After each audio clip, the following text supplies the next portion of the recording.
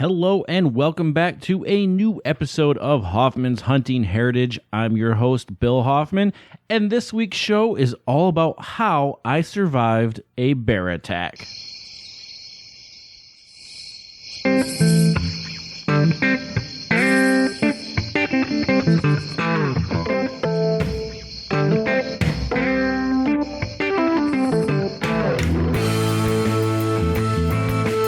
Welcome to Hoffman's Hunting Heritage. Load your quiver, camo up, and join us for another great episode of outdoors action. Here is your host, Bill Hoffman.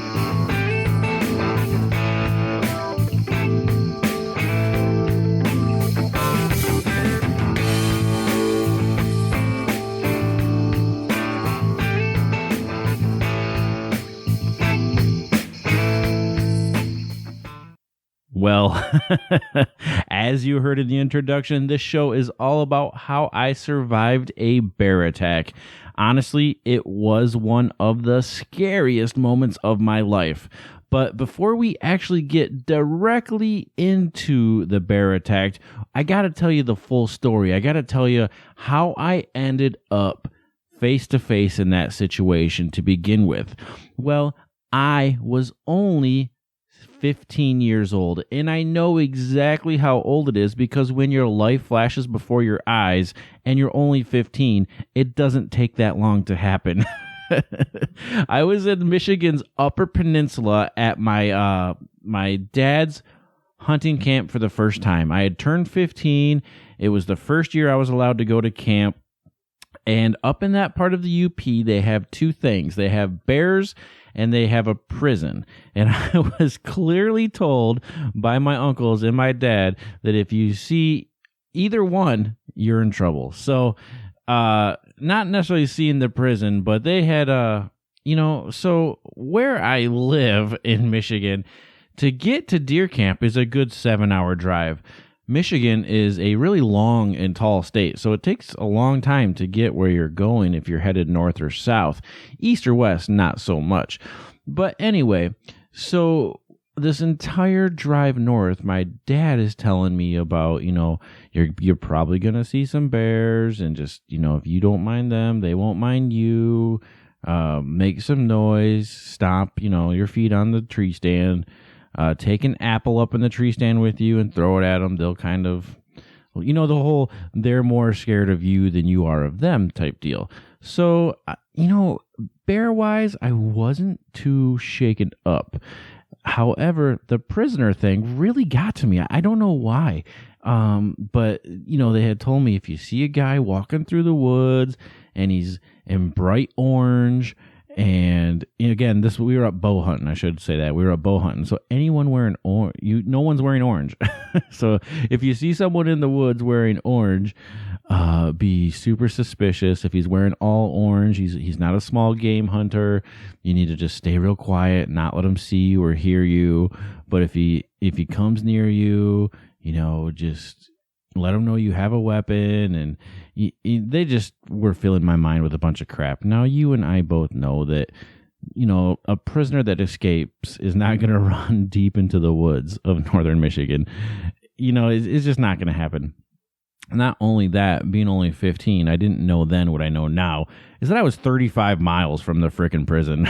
So the chances of some dude breaking out and going 35 miles through the woods, the bear-filled woods, of course, to get to my random place where I was in a tree stand was not going to happen. But, my uncles and my dad let me believe that we were right around the corner the whole time. So driving up, again, Dad is telling me all about, the prisoners and the bears and whatnot. And he told me the only bear you have to worry about is a sow with cubs, because they're the ones that'll be aggressive. If you see a sow and you see cubs, that's when you get scared. And I know I was 15. I didn't have a firearm with me, just my bow. And, he just said, treat a sow with cubs kind of like you would treat the prisoner. Stay real quiet and hope they don't see you.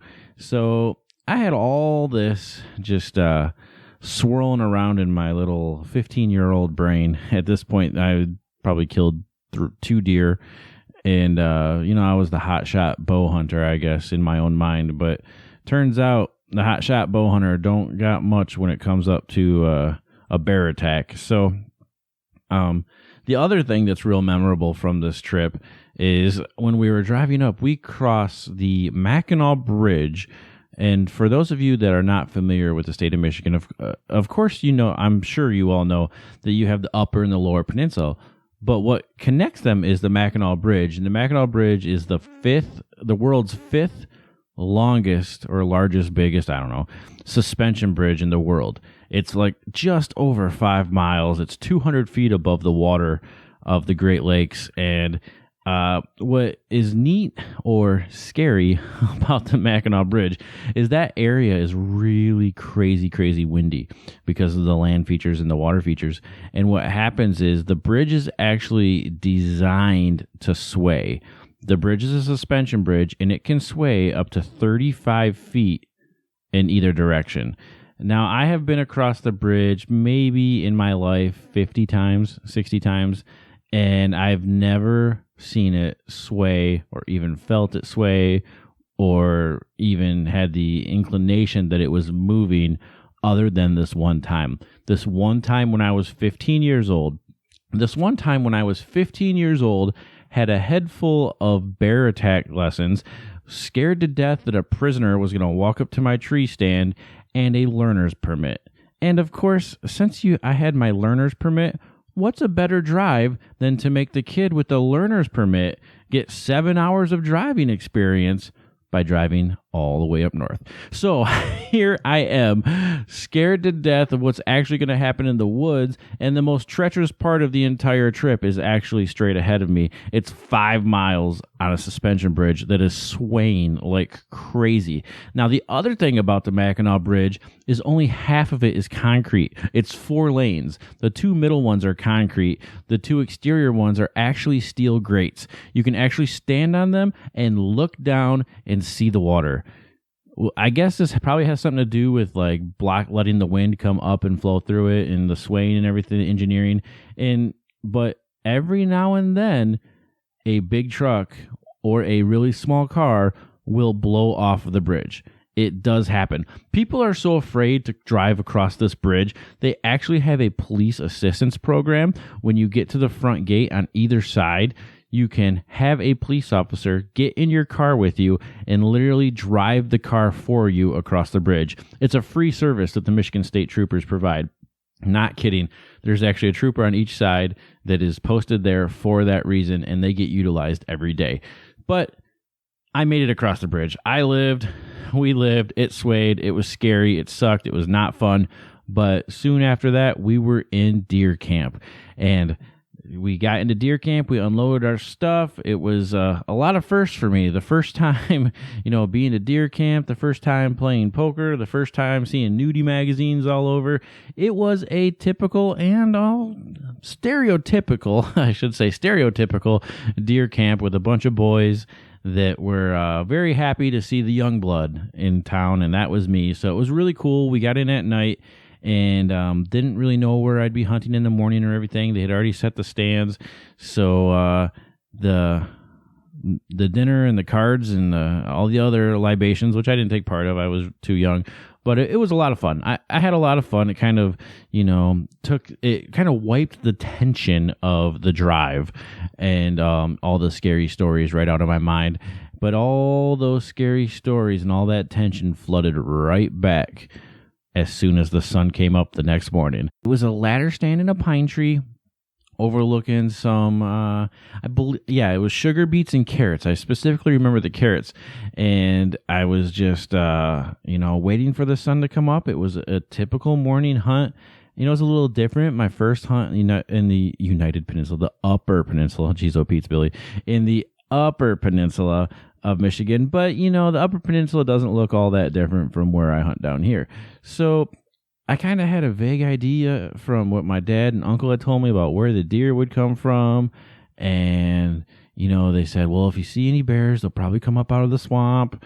And, so I knew where to look, and it's just a peaceful morning. I sat there and, I could hear things moving around me and couldn't really tell what they were. And then just as the sun was coming up, I heard it. I heard the crunching and some snarls. And I thought to myself, well, a deer doesn't make that sound. And then I looked to my left, and I was looking off into, the sun was just coming up. I could see probably maybe 15 yards, and all I see at eye level is a bear.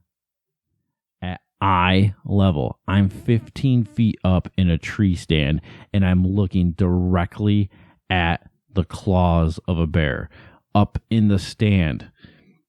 The bear was in a birch tree about 8 to 9 yards away from me, and all I could see was 4 claws. His body was on the opposite side of me, and he had climbed the tree next to me, or was climbing down. I mean, I know they don't roost in trees, but I can't figure out. He must have. The only thing I can figure is, at this point, is when I walked in, I spooked the bear. The bear climbed the bear treed himself kind of like he was being chased by dogs, and he happened to tree himself 8 to 10 yards away from where I climbed into my tree stand.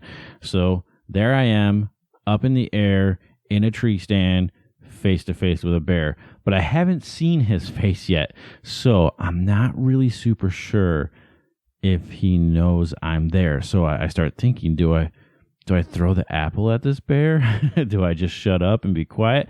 Now, he wasn't a big bear, but when you're not used to seeing bears, and especially when it's still twilight, a bear's a bear, right? It doesn't matter what the size is. So it's kind of just like hanging there, and it's really dark back behind it. So I kind of think to myself, oh, crap, he's looking at me. I can't tell that he's looking at me, and I'm looking at him, and he's not moving because he can't figure out what the hell I am. So I just decide to sit tight. I'm not going to make any noise. And that ended up being the right decision, because I heard some more moving around as the sun came up a little more, and directly next to him,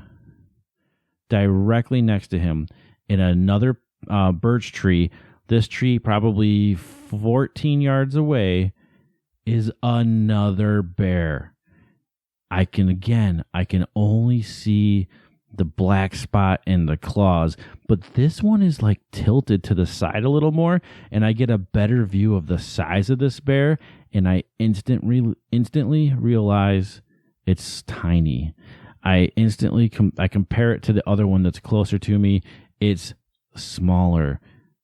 Oh my God, they're cubs.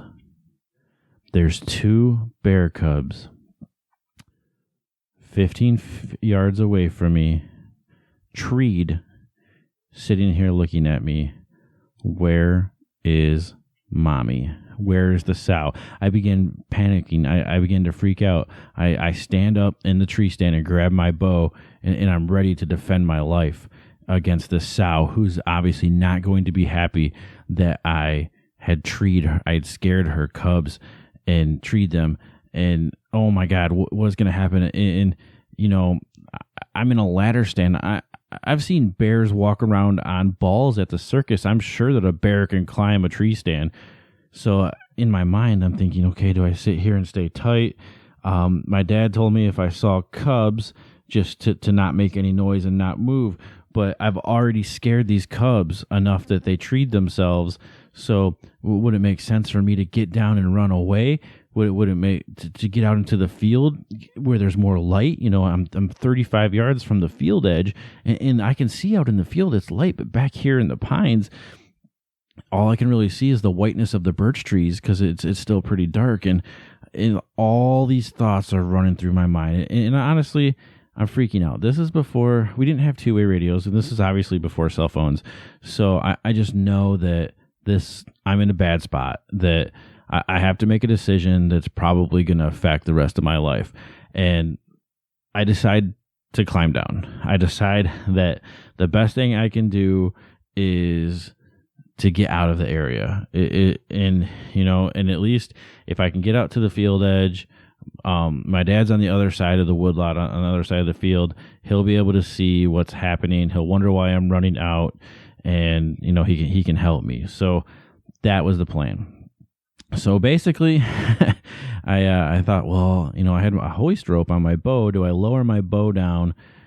But then I thought, well, I'll be without my bow, but I can't. Bow's not really going to help me climbing. So I decided to actually put my arm through my bow. I was shooting a compound at the time, and kind of just have it next to me, like draped over my shoulder, kind of almost like a satchel. And I start to climb down. And when I climb down, my stand, how metal stands kind of like they clink or they chime together. Well, that happens and the woods explodes. So all of a sudden, both of those cubs are like shimmying down the tree. I've scared the cubs again. I hear snarls. I'm freaking out, and I'm stuttering here because I'm trying to portray like how scared I was in that moment. I climb back up. I unsatchel or get my arm out of my bow. I knock an arrow. I put my release on the string, and I just get ready. And as soon as those cubs hit the ground, I'm looking for the sow. And I thought maybe the cubs would run away, but they didn't. They hit the ground, and they kind of just lumbered around. And down on the ground, it was still pretty dark. I couldn't really tell, size-wise in what they were, because, guys, it's just twilight. But I can hear them moving around it, and I can tell exactly where they're at. And I can also hear that I don't hear anything big enough or loud enough to be the sow. So I thought, well, it's just the cubs right now. Well, the cubs, they kind of settled down, and they mill around for a minute, and I can't see them, but I can hear them. And then I watch them come across or listen to them as the sun's come across, and I can kind of start to see their silhouette on the ground more. And they actually came into my bait pile, into the carrot pile, and I could see them lifting up the orange carrots. And it took, at this point, 3 or 4 minutes for me to realize that those cubs were porcupines. The whole time. It was 2 porcupines the entire time. Not a bear in sight to attack me or gnaw my leg off. Nothing like that. I was 15 years old, and I was crapping my pants over porcupines. Like I said, though, in my defense, they were really big porcupines. Not only that, but the way the snarls I was hearing, and that I couldn't totally see them, and it makes totally sense of why they were in trees, because, hello, dummy, porcupines live in trees or sleep in trees. I just, when you're 15 years old, you see, and your mind plays so many tricks on you because you don't have the experience in the woods. Now, come to think of it, I blame myself for being 15 years old and falling for this whole thing. However, I still don't hunt the UP a lot. I've only hunted it twice in my entire life. And I still think that if that exact situation happened, that I would think they were bear cubs, because it's what I could see, what I could hear, and just all the evidence I had built around it led me to believe that they were bear cubs. And there was nothing in my head then that would be different now that would scream, "You idiot, it's a porcupine." The only thing I have going for me now is the experience that this happened to me before, and the fact of knowing that porcupines kind of roost up in trees. However, not knowing that, there was no reason that it wasn't 100% plausible that I was going to die. So anyway, I know this was a little bit misleading, but it's a great story, being the fact that I honestly, in my heart, thought that my life was ending at 15 years old. Thanks a lot for checking out this episode of Hoffman's Hunting Heritage. I really appreciate every single one of you. Don't forget that if you're listening on the website or on Facebook, you can subscribe to the podcast on iTunes if you have an iPhone, or if you're using an Android device, you can download the app Stitcher, Stitcher, and the podcast episodes get delivered directly to your phone each week. Thank you for listening to this episode of Hoffman's Hunting Heritage. Get outdoors. It's a wild place to be.